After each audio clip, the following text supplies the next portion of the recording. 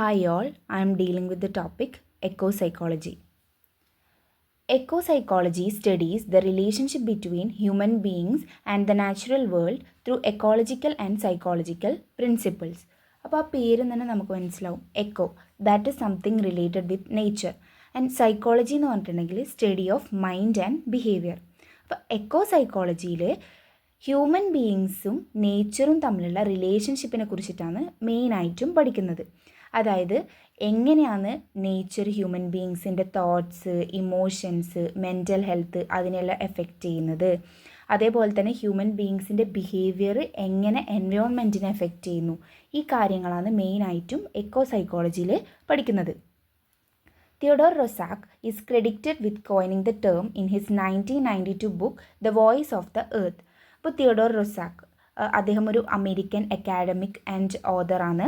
അദ്ദേഹത്തിൻ്റെ 1992 ബുക്കായിട്ടുള്ള the Voice of the Earth എന്ന് പറഞ്ഞ ബുക്കിലാണ് തിയോഡോർ റൊസാക്ക് ആദ്യമായിട്ട് ഈ ഒരു എക്കോ സൈക്കോളജി എന്നുള്ള ടേം കോയിൻ ചെയ്തിട്ടുള്ളത്.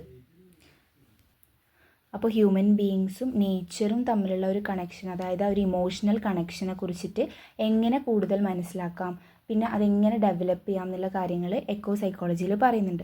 പിന്നെ ഇതിൽ പറയുന്നൊരു കാര്യം എന്ന് പറഞ്ഞാൽ ഹ്യൂമൻ ബീയിങ്സും നേച്ചറും സെപ്പറേറ്റഡ് ആയിട്ടുള്ളതല്ല, അവർ രണ്ടാളും കണക്റ്റഡ് ആണ്.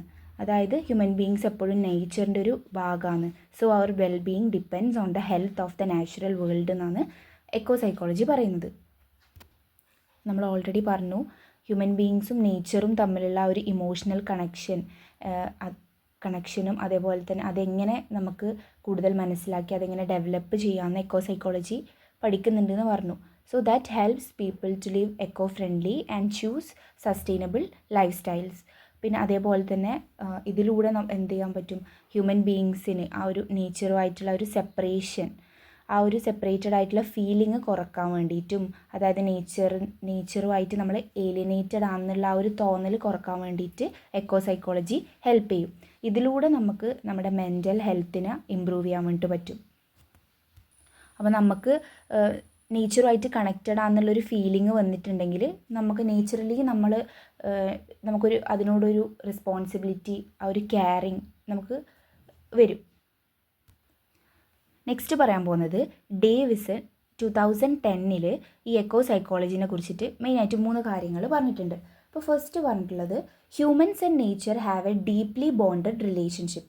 അതായത് ഹ്യൂമൻ ബീയിങ്സും നേച്ചറും തമ്മിലൊരു സ്ട്രോങ് കണക്ഷൻ ഉണ്ട്, ഒരു ഡീപ്പായിട്ടുള്ളൊരു ബോണ്ട് ഉണ്ട് എന്നാണ് ഡേവിസ് പറഞ്ഞത്. അതായത് ഹ്യൂമൻ ബീയിങ്സ് നേച്ചറിനെ പല കാര്യങ്ങൾക്ക് വേണ്ടിയിട്ടും ഡിപ്പെൻഡ് ചെയ്യുന്നുണ്ട്. For example air, water, food, shelter, പിന്നെ അതേപോലെ തന്നെ നമ്മുടെ ഇമോഷണൽ പീസിന് വേണ്ടിയിട്ട്, അങ്ങനെ ഒരുപാട് കാര്യങ്ങൾക്ക് നേച്ചറിനെ ഹ്യൂമൻ ബീയിങ്സ് ഡിപ്പെൻഡ് ചെയ്യുന്നുണ്ട്. അപ്പോൾ അതുകൊണ്ട് തന്നെ നേച്ചറിനെ നമുക്കൊരിക്കലും ഹ്യൂമൻ ബീയിങ്സിൽ നിന്ന് നേച്ചറിനെ ഒരിക്കലും സെപ്പറേറ്റ് ചെയ്യാൻ വേണ്ടിയിട്ട് പറ്റില്ല. അത് നമ്മുടെ ലൈഫിൻ്റെ തന്നെ ഒരു പാർട്ടാണ്. ഇതാണ് ഡേവിസ് പറഞ്ഞ ഫസ്റ്റ് കാര്യം. ഇനി സെക്കൻഡ് പറഞ്ഞത് when humans and nature become dissociate with each other, the result is suffering for both the environment and the people.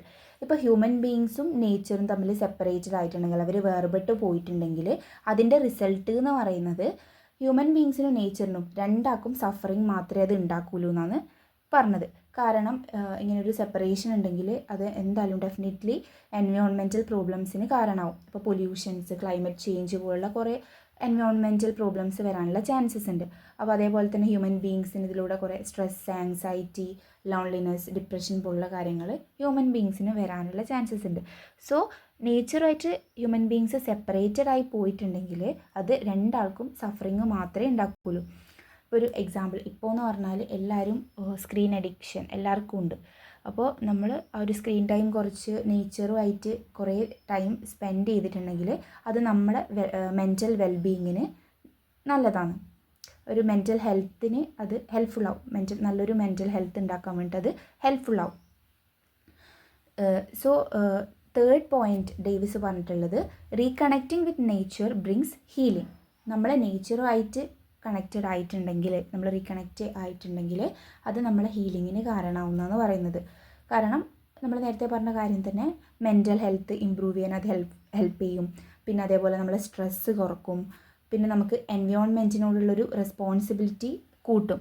കാരണം നമുക്ക് ആ ഒരു നേച്ചറായിട്ട് നമുക്ക് കണക്ഷൻ ഉണ്ടെങ്കിൽ, ഒരു കണക്റ്റഡ് ഫീലിംഗ് ഉണ്ടെങ്കിൽ, ഇപ്പോൾ നമുക്ക് എന്തിനോടൊക്കെ ഒരു ഇഷ്ടം ഉണ്ടെങ്കിൽ നമ്മൾ നാച്ചുറലി അതിനെ കെയർ ചെയ്യും, അതിൻ്റെ ഒരു പ്രൊട്ടക്ഷന് വേണ്ടിയിട്ട് നമ്മൾ ശ്രമിക്കും. അപ്പോൾ അതേപോലെ തന്നെ നമുക്ക് നേച്ചറുമായിട്ടൊരു കണക്റ്റഡ് ഫീലിംഗ് ഉണ്ടെങ്കിൽ നമ്മൾ എന്തായാലും ആ ഒരു നേച്ചറിനെ കെയർ ചെയ്യും, അതിനെ പ്രൊട്ടക്റ്റ് ചെയ്യാൻ വേണ്ടിയിട്ട് ശ്രമിക്കും.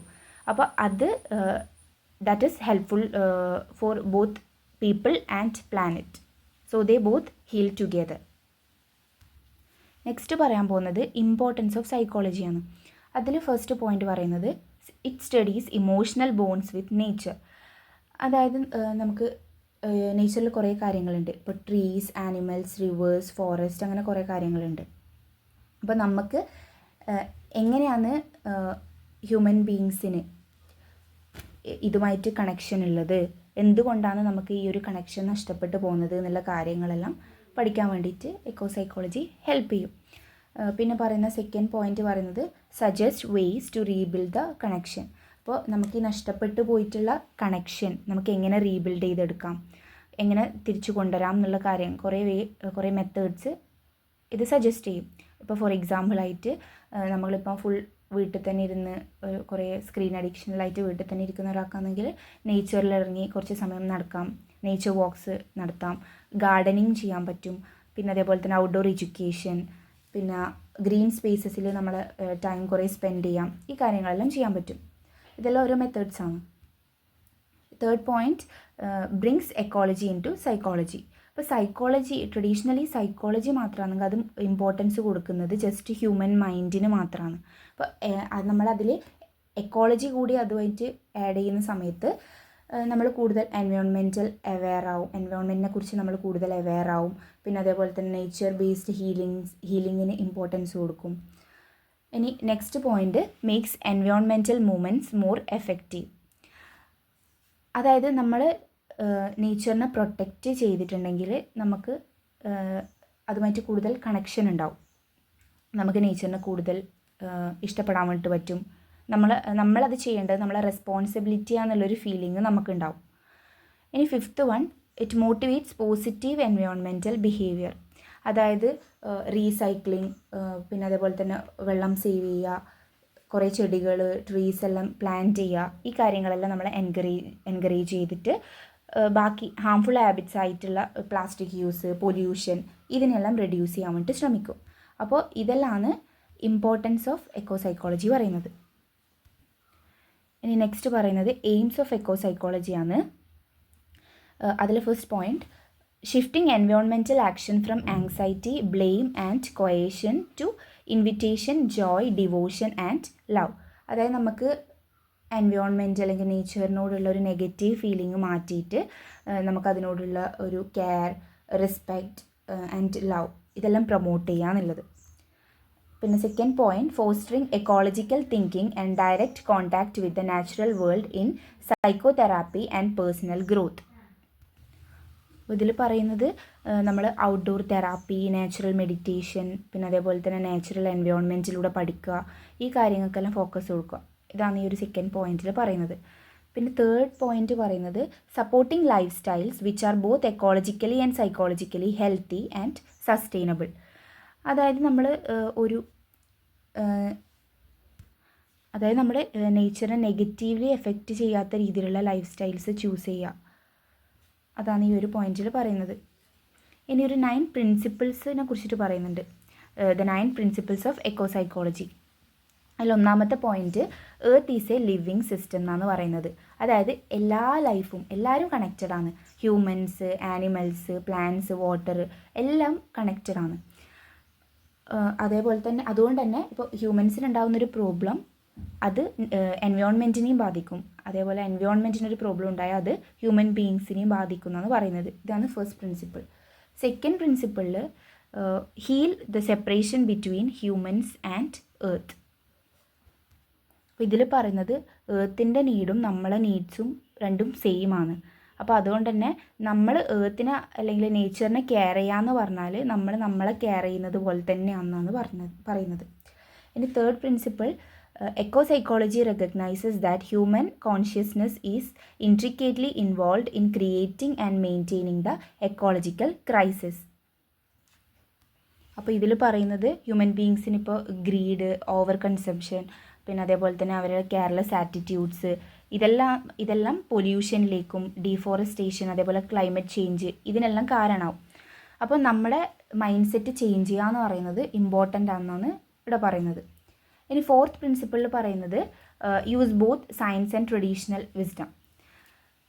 എക്കോ സൈക്കോളജി എന്ന് പറഞ്ഞാൽ ഒരു കാര്യത്തിന് മാത്രമല്ല ഇമ്പോർട്ടൻസ് കൊടുക്കുന്നത്, അത് മോഡേൺ സയൻസിന് ഇമ്പോർട്ടൻസ് കൊടുക്കുന്നുണ്ട്, സ്പിരിച്വൽ ടീച്ചിങ്സിന് ഇമ്പോർട്ടൻസ് കൊടുക്കുന്നുണ്ട്, അതേപോലെ ഇൻഡിജീനിയസ് നോളജ്, ആൻഷ്യൻ പ്രാക്ടീസ്, ഇതിനെല്ലാം ഇമ്പോർട്ടൻസ് കൊടുക്കുന്നുണ്ട് എക്കോ സൈക്കോളജി. ഇപ്പം മോഡേൺ സയൻസിനേക്കാൾ ഇപ്പം ആൻഷ്യൻ്റ് ആയിട്ടുള്ള അല്ലെങ്കിൽ ട്രഡീഷണൽ കൾച്ചറാണ് കൂടുതൽ നേച്ചറായിട്ട് കണക്റ്റഡ്. അപ്പോൾ എക്കോ സൈക്കോളജി പറയുന്നത് എല്ലാത്തിനും ഇമ്പോർട്ടൻസ് കൊടുക്കുക, use both science and traditional wisdom. ഇനി ഫിഫ്ത്ത് പ്രിൻസിപ്പിൾ പറയുന്നത് റീതിങ്ക് മെൻ്റൽ ഹെൽത്ത്. അപ്പോൾ നമ്മുടെ മെൻ്റൽ ഹെൽത്തുമായിട്ട് കണക്റ്റഡ് ആയിട്ടുള്ള കാര്യമാണ് നേച്ചറുമായിട്ട് കണക്ഷൻ ഉണ്ടാവുക എന്നുള്ളത്. പിന്നെ അതേപോലെ തന്നെ നമുക്ക് എൻവയോൺമെൻറ്റിനെ കുറിച്ചിട്ട് ഒരു അവെയർനെസ് ഉണ്ടായിരിക്കണം.